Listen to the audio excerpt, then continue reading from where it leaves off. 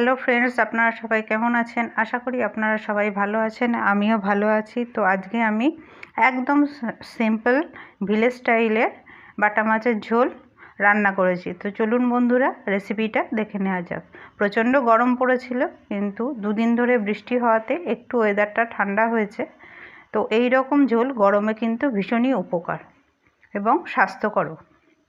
এটা আমার বাড়ির ছাদে হয়েছে মিষ্টি কুমড়োর গাছ, ফুলও হয়েছে। এই ফুলের বড়া কিন্তু বেসন দিয়ে খেতে খুবই ভালো লাগে।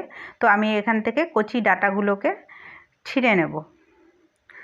তো এই যে ডাঁটাগুলোকে ছিঁড়ে নিয়েছি, আর এখানে টমেটো, আলু, ঝিঙে নিয়েছি, আর বাটা মাছটাকে কেটে ধুয়ে পরিষ্কার করে নিয়েছি।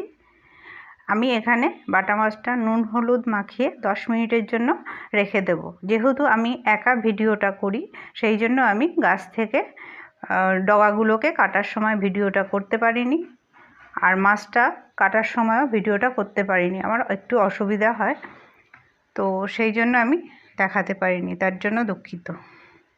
এখানে আমি সবজিগুলোও কেটে নিয়েছি, আর এক্সট্রা এখানে নিয়েছি আদা আর 4টে কাঁচা লঙ্কা। তো আমি গ্যাসটা ধরিয়ে কড়াইটা বসিয়ে নেব। এবার আমি এর মধ্যে সর্ষের তেল দিয়ে দেব। তেলটা গরম হয়ে গেছে। এবার আমি একে একে মাছগুলোকে কড়াইয়ের মধ্যে দিয়ে দেব। আর এদিকে আমি 1 চামচ গোটা জিরে আগে থেকে ভিজিয়ে রেখেছিলাম, সেই গোটা জিরেটা আর 1 টুকরো আদা আর 4টে কাঁচা লঙ্কা একসাথে বেটে নেব।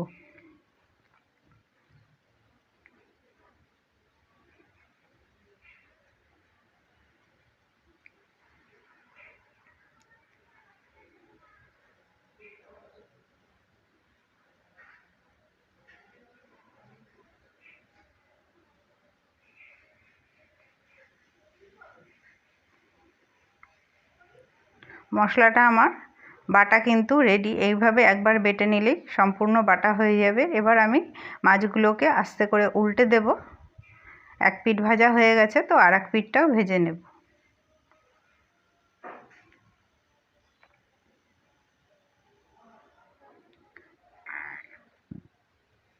তো জিরে আদাটা বাটা হয়ে গেছে, আমি এটাকে তুলে নেব।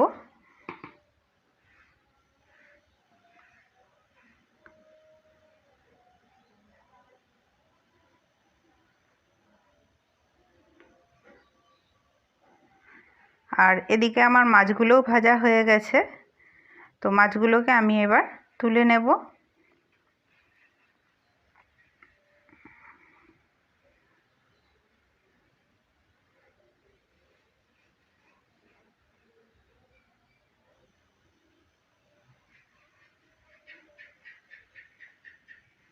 এবার আমি এর মধ্যে যে একটা আলু লম্বা করে কেটে রেখেছিলাম আর ঝিঙেটা টুকরো করে কেটে নিয়েছি, সেই দুটোকে একসাথে হালকা করে একটু ভেজে নেব। ঝিঙে আর আলুটা ভাজা হয়ে গেছে, এবার আমি তুলে নেব। এরপর আমি কড়াইয়ের মধ্যে দিয়ে দেব ফোড়নের জন্য কালো জিরে সামান্য একটু,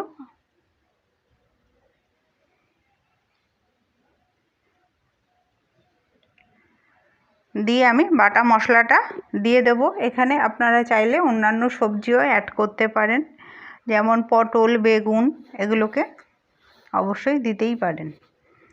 তো এখানে আমি বাটা মশলাটা দিয়ে দিলাম। বাটিটা ধুয়ে সামান্য একটু জল দেব, দিয়ে মশলাটাকে খুব ভালো করে ভেজে নেব। আর এর সাথে আমি দিয়ে দেব স্বাদ মতন লবণ আর সামান্য হলুদের গুঁড়ো।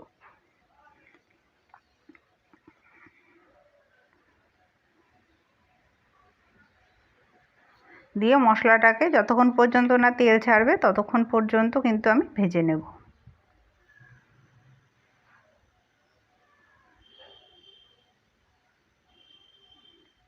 মশলাটা কষানো হয়ে গেছে,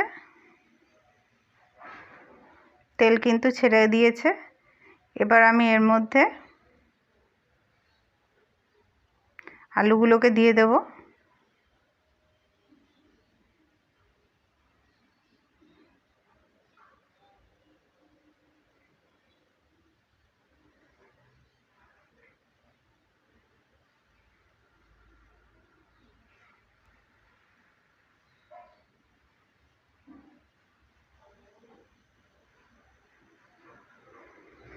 এরপর একটা টমেটো কেটে রেখেছিলাম, আমি টমেটোর বীজগুলো ফেলে দিয়েছি।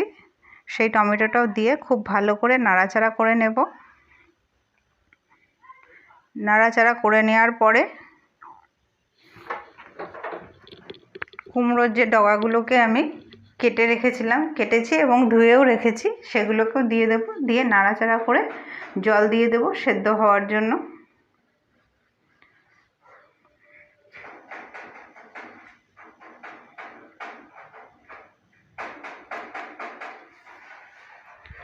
জল দিয়ে আমি 5 মিনিটের জন্য ঢেকে দেব।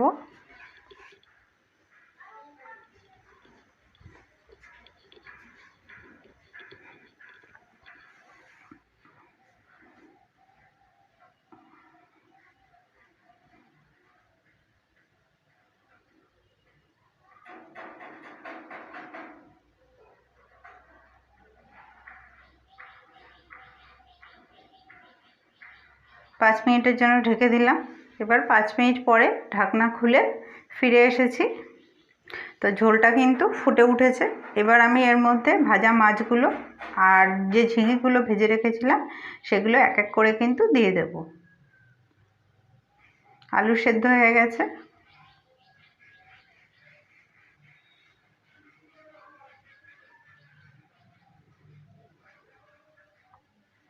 ভাজা মাছগুলো দিয়ে দিলাম। এবার আমি ঝিঙেগুলোও দিয়ে দেব। দিয়ে আরও 4 মিনিট মতন ফুটিয়ে নেব ঢাকা দিয়ে।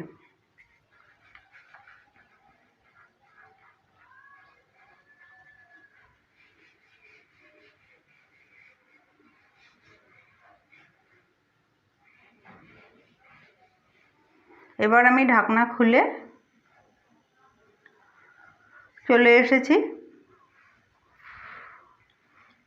ঝোলটা কিন্তু সম্পূর্ণ রেডি হয়ে গেছে। এবার আমি উপর থেকে সামান্য ধনেপাতা কুচি ছড়িয়ে দিয়ে গ্যাসটা বন্ধ করে 2 মিনিট ঢাকা দিয়ে রেখে দিয়ে তারপরে সার্ভ করব। এরকমভাবে পাতলা ঝোল বানিয়ে যদি আপনি গরম ভাতে খান, দুর্দান্ত কিন্তু খেতে লাগবে। অবশ্যই একবার আপনারা বানিয়ে খেয়ে দেখবেন আর কমেন্টের মাধ্যমে জানাবেন আপনারা কিভাবে বাটা মাছের ঝোল বানান। আর ভিডিওটা ভালো লাগলে লাইক করে দিয়ে পাশে থাকার অনুরোধ রইল। তো আমার ঝোল তো রেডি।